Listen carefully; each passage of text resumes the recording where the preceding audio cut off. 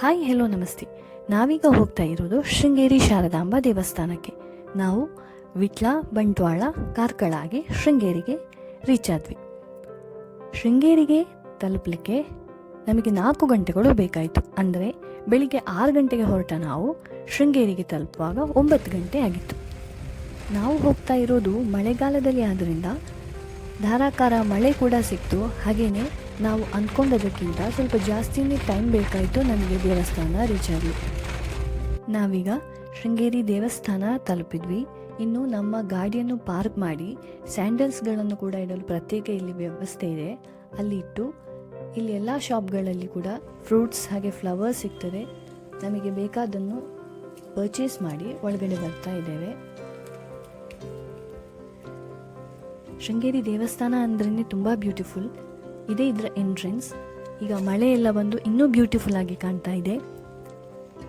ಇಲ್ಲಿ ಬರುವಂತಹ ಎಲ್ಲರೂ ಟ್ರೆಡಿಷನಲ್ ಡ್ರೆಸ್ಸಸ್ಸನ್ನೇ ವೇರ್ ಮಾಡಿಕೊಂಡು ಬರ್ತಾರೆ. ಲೇಡೀಸ್ ಆದರೆ ಸಾರಿ, ಚೂಡಿದಾರ್, ಹಾಗೆ ಜೆಂಟ್ಸ್ ಆದರೆ ಶರ್ಟ್, ಪಂಚೆ ಈ ರೀತಿ ಹಾಕ್ಕೊಂಡು ಬರ್ತಾರೆ. ಇಲ್ಲಿ ಬೆಳಗ್ಗೆ 6 ಗಂಟೆಗೆ ದೇವಸ್ಥಾನ ಓಪನ್ ಆಗುತ್ತೆ. ಹಾಗೆ 6ರಿಂದ 8 ಗಂಟೆವರೆಗೆ ಶಾರದಾಂಬೆಗೆ ಅಭಿಷೇಕ ಕೂಡ ಇದೆ. ಹಾಗೆ 12:15 ತನಕ ನಮಗೆ ಇಲ್ಲಿ ದೇವರ ದರ್ಶನ ಮಾಡ್ಬೋದು. ಮತ್ತು 12:15 ನಂತರ ನಮಗೆ ಇಲ್ಲಿ ಊಟದ ವ್ಯವಸ್ಥೆ ಕೂಡ ಇದೆ. ಇನ್ನು ಶೃಂಗೇರಿ ದೇವಸ್ಥಾನದ ಬಗ್ಗೆ ಹೇಳಬೇಕಂದ್ರೆ ಇದು ಚಿಕ್ಕಮಗಳೂರು ಜಿಲ್ಲೆಯ ಶೃಂಗೇರಿ ಎಂಬಲ್ಲಿ ಇದೆ. ಹಾಗೆ ಜ್ಞಾನ, ವಿದ್ಯೆ ಮತ್ತು ಕಲೆಯ ದೇವತೆಯಾದ ಶಾರದಾ ದೇವಿಗೆ ಈ ದೇವಸ್ಥಾನ ಅರ್ಪಿಸಲಾಗಿದೆ. ಇದನ್ನು ಆದಿಶಂಕರಾಚಾರ್ಯರು ಸ್ಥಾಪಿಸಿದ್ದಾರೆ. ಹಾಗೆ ಅವರು ಸ್ಥಾಪಿಸಿದಂತಹ ಮೊದಲ ಅದ್ವೈತ ಮಠ ಕೂಡ ಇದೆ. ಆದಿಶಂಕರಾಚಾರ್ಯರು ಶಾರದಾಂಬೆಯನ್ನು ಇಲ್ಲೇ ಪ್ರತಿಷ್ಠಾಪನೆ ಮಾಡಲಿಕ್ಕೆ ಒಂದು ಕಾರಣ ಇದೆ. ಅದೇನೆಂದರೆ ಅವರು ಈ ತುಂಗಾ ನದಿಯ ತೀರಕ್ಕೆ ಬರುವಾಗ ಇಲ್ಲಿ ಒಂದು ಸರ್ಪ ಹೆಡೆ ಬಿಚ್ಚಿ ಒಂದು ಗರ್ಭಿಣಿಯಾದಂತಹ ಕಪ್ಪೆಗೆ ನೆರಳು ನೀಡ್ತಾ ಇರುವಂಥದ್ದು ಅವರು ನೋಡ್ತಾರೆ.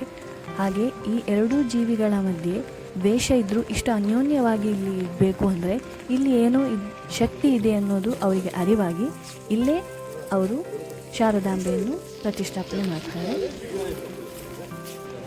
ಆದಿಶಂಕರಾಚಾರ್ಯರು 4 ದಿಕ್ಕುಗಳಲ್ಲಿ 4 ಮಠಗಳನ್ನು ಅಂದರೆ ಶಕ್ತಿಪೀಠಗಳನ್ನು ಸ್ಥಾಪಿಸಿದರು. ಅದರಲ್ಲಿ ಶೃಂಗೇರಿ ಮಠ ಮೊದಲನೆಯ ಮಠ. ಇದು ದಕ್ಷಿಣ ದಿಕ್ಕಿನಲ್ಲಿ ಇದೆ. ಹಾಗೂ ಉಳಿದ 3 ಮಠಗಳು ಯಾವುದು ಅಂದರೆ ಪೂರ್ವದಲ್ಲಿರುವಂತಹ ಪೂರಿ ಮಠ, ಹಾಗೆ ಪಶ್ಚಿಮದಲ್ಲಿರುವಂತಹ ದ್ವಾರಕಾ ಮಠ, ಹಾಗೆ ಉತ್ತರದಲ್ಲಿರುವಂತಹ ಜ್ಯೋತಿರ್ಮಠ. ಇದೇ ತುಂಗಾ ನದಿ.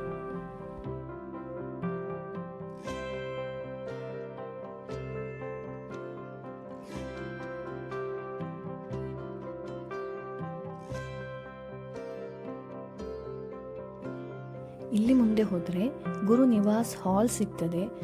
ಅಲ್ಲಿ ಜಗದ್ಗುರುಗಳು ಎಲ್ಲರಿಗೂ ಆಶೀರ್ವಾದವನ್ನು ಕೊಡ್ತಾರೆ. ಬೆಳಿಗ್ಗೆ 11 ಗಂಟೆ ನಂತರ ಗುರುಗಳ ದರ್ಶನ ಮಾಡ್ಬೋದು.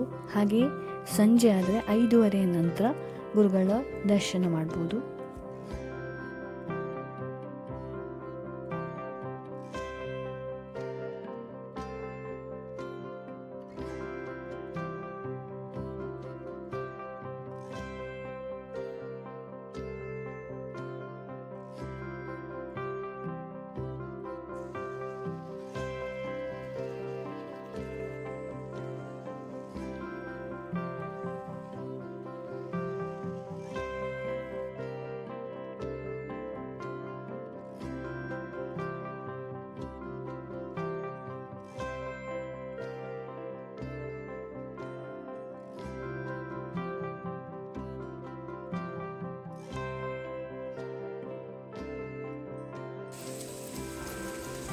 ಇದೇ ಗುರು ನಿವಾಸ್. ಇಲ್ಲಿಯೇ ಜಗದ್ಗುರುಗಳು ಎಲ್ಲರಿಗೂ ಆಶೀರ್ವಾದವನ್ನು ಕೊಡುವಂಥದ್ದು.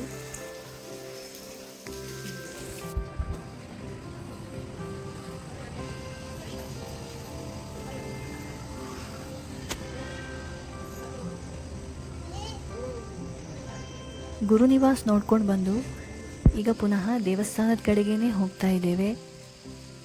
ಇಲ್ಲಿ ಮಕ್ಕಳಿಗೆ ಅಕ್ಷರಾಭ್ಯಾಸ ಮಾಡಿಸಲಿಕ್ಕೆ ಅಂತಾನೆ ದೂರ ದೂರದ ಕಡೆಗಳಿಂದ ಮಕ್ಕಳನ್ನು ಕರ್ಕೊಂಡು ಇಲ್ಲಿಗೆ ಬರ್ತಾರೆ. ಈಗ ಇಲ್ಲಿ ಸೂಕ್ಷ್ಮವಾಗಿ ಗಮನಿಸಿದರೆ ಇಲ್ಲಿ ಇನ್ನೊಂದು ಕಡೆಗೆ ಸೇತುವೆ ಕೂಡ ಕಾಣ್ತಾ ಇದೆ.